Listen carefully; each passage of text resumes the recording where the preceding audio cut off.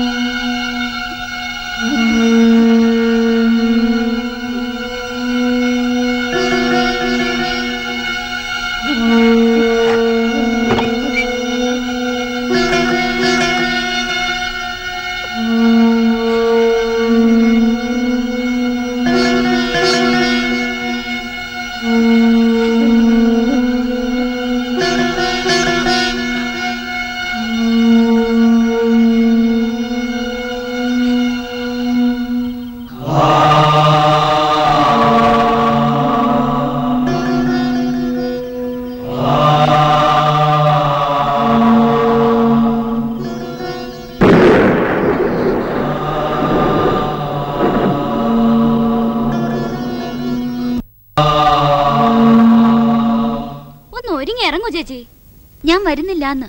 ഞാൻ പിന്നെ എങ്ങനെ ഇതും കൊണ്ട് ഒറ്റയ്ക്ക് ആസിറ്റടെ പോണോ? പോയാലെന്താ? ആരെങ്കിലും പിടിച്ചു തിന്നോ? എനിക്ക് വയ്യ ഒറ്റയ്ക്ക് പോവാൻ. ചേച്ചിക്ക് എന്തോന്ന് കൂടെ വന്നാല്? ഇപ്പൊ മനസ്സില്ല. ഒന്ന് പോ കുട്ടി, ശല്യപ്പെടുത്താതെ. ഭാമേ, ഭാമ ഒന്നിങ്ങ് വന്നേ.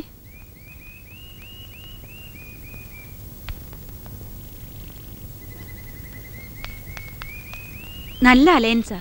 ഇതുവരെ ഒന്നും ഒക്കാതെ കിടന്നിട്ട് ഇപ്പൊ ഇത് 10-ൽ 8 പൊരുത്തമുണ്ട് ജാതകത്തിൽ. പിന്നെ അവര് കാശൊട്ട് ചോദിക്കുന്നുമില്ല.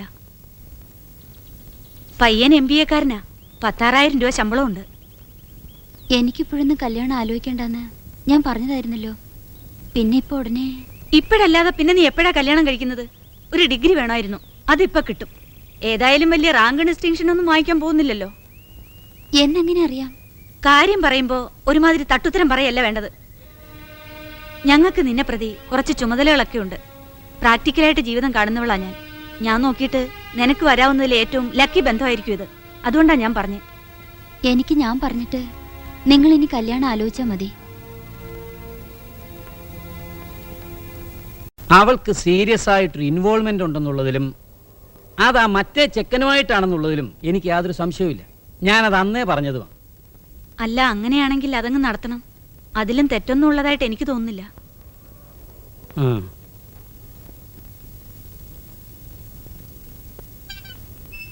ദേവനെ നിനക്കിഷ്ടമാണോ? സീരിയസ് ആയിട്ട്? അതെ. അങ്ങനെയാണെങ്കിൽ അവനോട് പറ, അവന്റെ അച്ഛനെയോ ബന്ധുക്കളെയോ ആരെങ്കിലും കൂട്ടിക്കൊണ്ടുവരാൻ. അതോ ഇനി അത് ഞാൻ തന്നെ പറയണോ? വേണ്ട, ഞാൻ പറഞ്ഞോളാം. എന്ന് പറയും? ദേവൻ സ്ഥലത്തില്ല, വന്നിട്ട് പറയാം. എവിടെ പോയി? അച്ഛൻ്റെ അടുത്ത് പോയിരിക്കുക. എവിടാ? നോർത്തിലാ? ആ. എന്നാ വരുന്നത്? അറിയില്ല, ഉടനെ വരും.